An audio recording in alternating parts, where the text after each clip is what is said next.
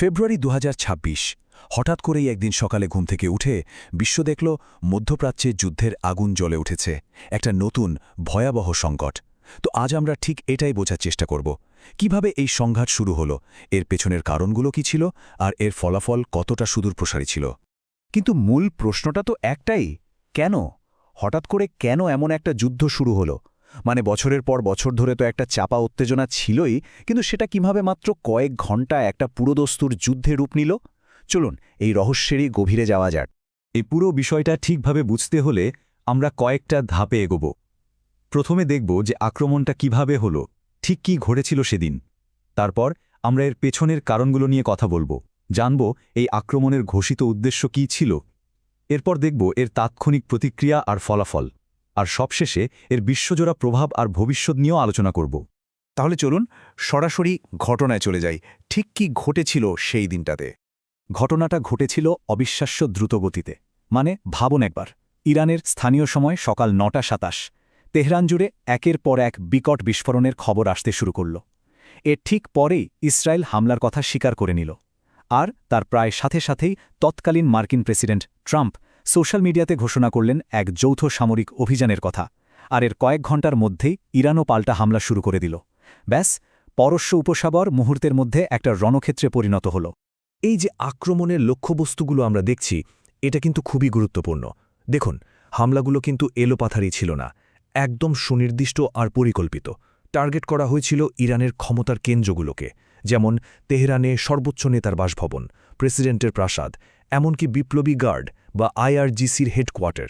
আবার ইস্ফাহান, কোমের মতো শহরগুলোতে টার্গেট করা হয় সামরিক আর পারমাণবিক স্থাপনাগুলোকে। মানে উদ্দেশ্য ছিল এক আঘাতেই ইরানের কমান্ড স্ট্রাকচারকে ভেঙে দেওয়া। আচ্ছা, আক্রমণ তো হলো, কিন্তু প্রশ্ন হলো পরিস্থিতি এতদূর গড়ালো কী করে? এই যে আগ্নেয়গিরির মতো বিস্ফোরণটা হলো, এর পেছনের কারণগুলো কী ছিল? চলুন এবার সেটাই একটু খতিয়ে দেখা যাক। দেখুন, এই হামলাটা কিন্তু আকাশ থেকে পড়েনি। এর পেছনে একটা লম্বা ইতিহাস আছে। এই টাইমলাইনটা দেখলে স্পষ্ট বোঝা যায়। সবকিছুর শুরু বলা যেতে পারে ২০১৮ সাল থেকে, যখন আমেরিকা সেই বিখ্যাত জেসিপিওএ বা ইরান নিউক্লিয়ার ডিল থেকে বেরিয়ে যায়। তারপর থেকে নিষেধাজ্ঞা ফিরে আসে। এরপর ২০২৩-এ মধ্যপ্রাচ্যের সংকট আরও গভীর হয়। ২০২৪-এ তো ইরান আর ইসরায়েল সরাসরি একে অপরের ওপর হামলা চালায়। এমনকি ২০২৫-এ একটা ছোটখাটো যুদ্ধ হয়ে যায়। মানে ধীরে ধীরে পরিস্থিতি খারাপ হচ্ছিল, আর ফেব্রুয়ারি ২০২৬-এ এসে সেটারই চূড়ান্ত পরিণতি ঘটল। আর এই সব কিছুর পেছনে কাজ করছিল আমেরিকার একটা বিশেষ নীতি, যার নাম ম্যাক্সিমাম প্রেশার বা সর্বোচ্চ চাপ প্রয়োগের কৌশল। এর সোজাসাপটা মানে হল ইরানের উপর এত বেশি অর্থনৈতিক নিষেধাজ্ঞা চাপিয়ে দেওয়া, যাতে তারা চাপের মুখে একটা নতুন পারমাণবিক চুক্তিতে আসতে বাধ্য হয়। কিন্তু দেখা গেল কূটনীতির বদলে এই বল প্রয়োগের নীতিটা আসলে আলোচনার পথ বন্ধ করে দিয়ে সংঘাতকেই আরও উস্কে দিয়েছে। তো কারণগুলো তো বোঝা গেল, কিন্তু এই আক্রমণের পেছনে আমেরিকা আর ইসরায়েলের ঘোষিত উদ্দেশ্যটা ঠিক কী ছিল? ওরা আসলে কি অর্জন করতে চেয়েছিল? প্রেসিডেন্ট ট্রাম্পের ঘোষণাটা ছিল খুবই স্পষ্ট, কোনো রাগঢাক ছিল না। এখানে দেখুন, তিনি বলছেন লক্ষ্য ৩টি। ১.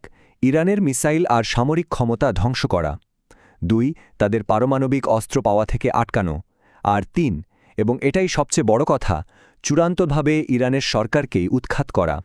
মানে ব্যাপারটা শুধু সামরিক হামলাতেই সীমাবদ্ধ ছিল না, তাদের লক্ষ্য ছিল আরও বড়। একদিকে ইরানের মিসাইল ইন্ডাস্ট্রি, নৌবাহিনী সব ধ্বংস করা, অন্যদিকে ইরানের পারমাণবিক কর্মসূচি পুরোপুরি বন্ধ করে দেওয়া, আর এর সাথে সাথে ইরানের সাধারণ মানুষকে সরকারের বিরুদ্ধে উস্কে দেওয়ার একটা চেষ্টাও ছিল। সব মিলিয়ে এটা ছিল একটা টোটাল স্ট্র্যাটেজি। তো এত বড় একটা আক্রমণের পর এর প্রতিক্রিয়া তো হবেই, আর সেই প্রতিক্রিয়া ছিল খুবই দ্রুত আর মারাত্মক। চলুন দেখি ঠিক কি কি ঘটেছিল এরপর। ইরান কিন্তু বসে থাকেনি। তাদের জবাবটা ছিল অবিশ্বাস্য রকমের ব্যাপক আর দ্রুত। তারা শুধু ইসরায়েলকে টার্গেট করেই থামেনি, বরং পারস্য উপসাগরের প্রায় সব মার্কিন ঘাঁটিতে একযোগে হামলা চালিয়েছে। কুয়েট, বাহরাইন, কাতার, সংযুক্ত আরব আমিরাত কোথাও বাদ যায়নি। আর এর সাথে সবচেয়ে বড় যে কাজটা তারা করেছে, সেটা হলো হরমুজ প্রণালী বন্ধ করে দেওয়া, যা কিনা বিশ্বের তেল বাণিজ্যের লাইফলাইন। আর এর অর্থনৈতিক প্রভাবটা ছিল ভয়াবহ। এই ডেটাগুলো দেখুন, সঙ্গে সঙ্গে পুরো অঞ্চলের বাণিজ্য ব্যবস্থা প্রায় ভেঙে পড়ল। বাহরাইনের সব বন্দর বন্ধ, দুবাইয়ের জেবেল আলীর মতো বিশাল বন্দরের কাজ বন্ধ হয়ে গেল, আর প্রায় সব দেশের আকাশপথও বন্ধ। মানে গ্লোবাল সাপ্লাই চেন একটা বিরাট ধাক্কা খেল। এই সংঘাতের ঢেউ কিন্তু শুধু মধ্যপ্রাচ্যেই থেমে থাকেনি, এর প্রভাব ছড়িয়ে পড়েছিল বিশ্বজুড়ে। সামরিক দিকটার বাইরেও বিশ্ব অর্থনীতি আর আন্তর্জাতিক সম্পর্কের ওপর এর একটা সুদূর প্রসারী প্রভাব পড়েছিল। আসলে আধুনিক যুদ্ধকে বুঝতে হলে আমাদের দুটো দিকের কথা মাথায় রাখতে হবে। একটা হলো কাইনেটিক ওয়ারফেয়ার, মানে এই যে বোমা, মিসাইল, সৈন্য, যেগুলো আমরা সরাসরি দেখতে পাই। আর আরেকটা দিক হলো ইকোনমিক ওয়ারফেয়ার বা অর্থনৈতিক যুদ্ধ। এটা নীরবে কাজ করে। এখানে অস্ত্র হলো সাপ্লাই চেইন, বাণিজ্য নিষেধাজ্ঞা, আর্থিক ব্যবস্থা।